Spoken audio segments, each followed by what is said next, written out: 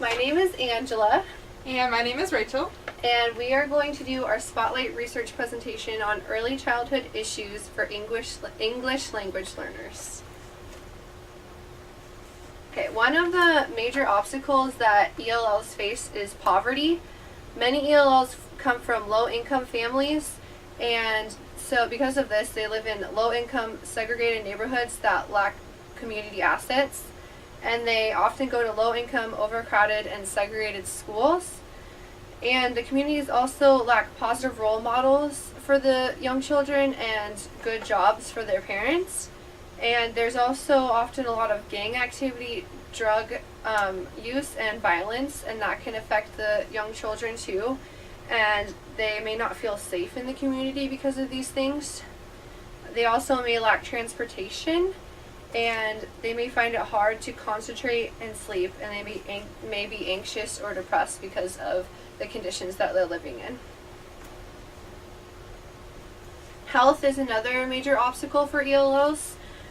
The low-paying jobs that their parents have don't provide health care oftentimes, and many immigrants are too poor to afford health insurance or medical care, and they also may not know where to go to get help because they don't speak English. So therefore, these families may be in poor health, and this includes their children. Parents also greatly affect ELL students because they may lack support from their parents because their parents are facing so many challenges living in the new country, such as finding a good paying job and finding a house to live in and just adjusting to the new country. The parents may also have very high expectations for their child, and this causes the child to feel extra pressure to do well in school, which is really hard for them. If the parents don't speak any English, ELLs may enter school without knowing any English, which obviously is a great challenge. And the more fluent the parent, the more fluent the child is. Parents may also be uneducated and unable to help with the child's schoolwork, and also uneducated parents are less able to deal effectively with the school and ask the right questions and help their student get ahead in school. And also, the level of literacy of the child's parents affects the acquisition of written language. So if a parent knows how to read and write well, then their child will be more likely to learn those skills easily.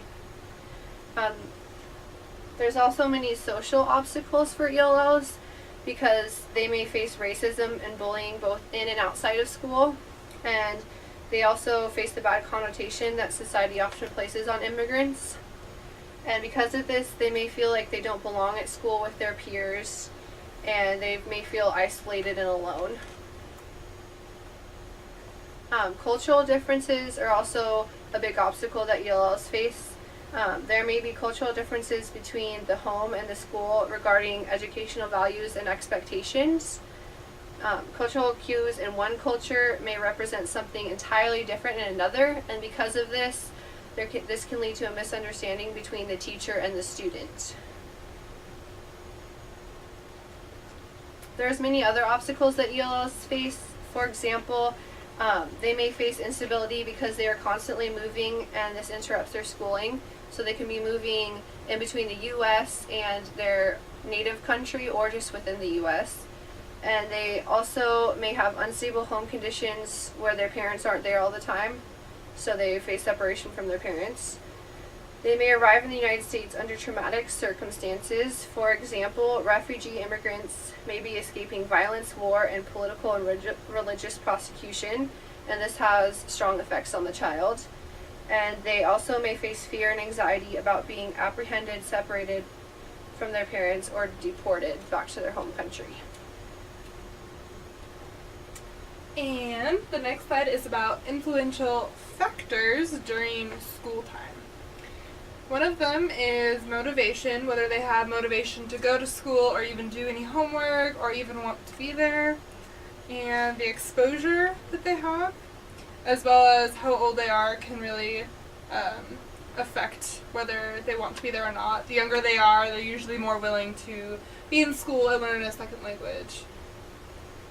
Their personality and their attitude have a huge effect on their academic work, on whether again, whether they want to do it or feel like doing it during school.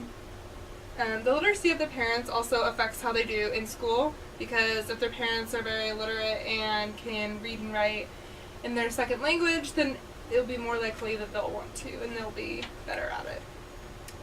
And the reasons for immigrating over here are also some influential reasons that will affect them at school, depending on why they came and where they came from and all of that. Fun is obstacles in school.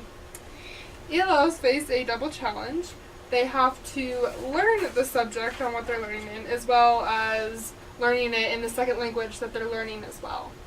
And this is extremely challenging for ELLs because it becomes very frustrated and they get lost in school, and there goes that motivation and attitude to even be in school. And the next slide is on legislation.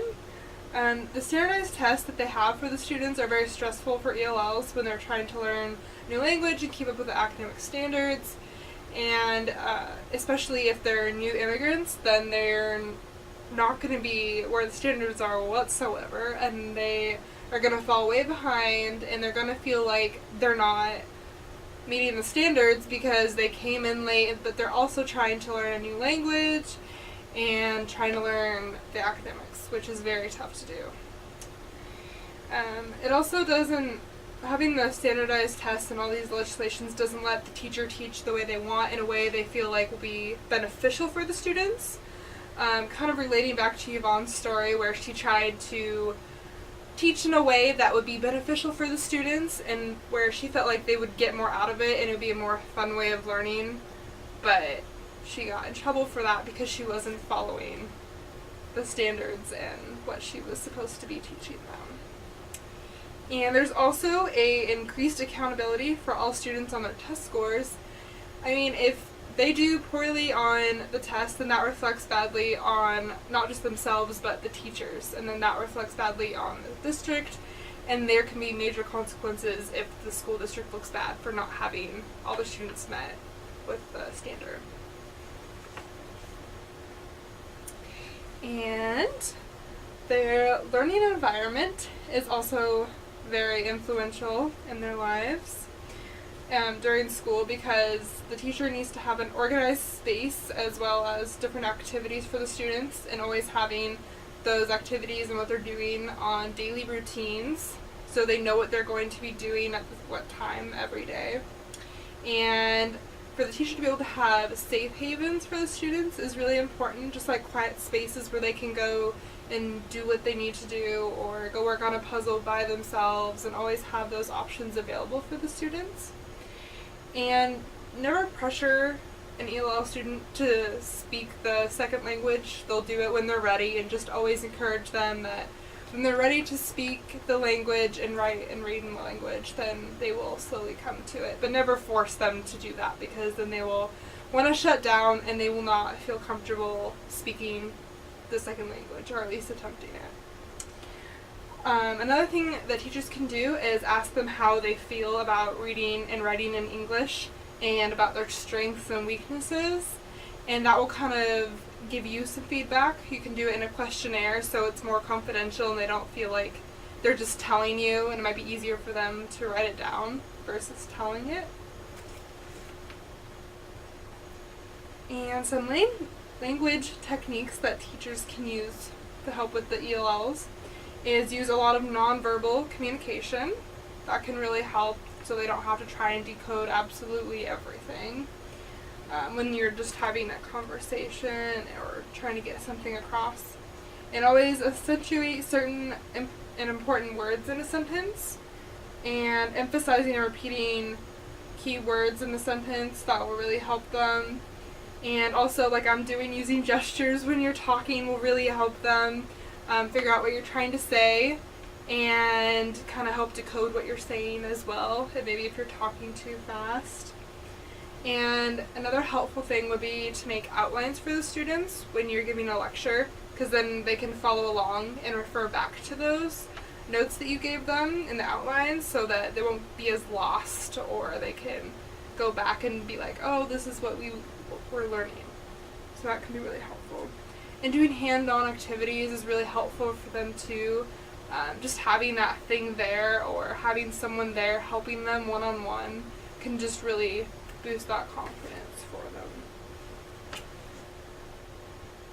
And that is our presentation. Thank you for watching.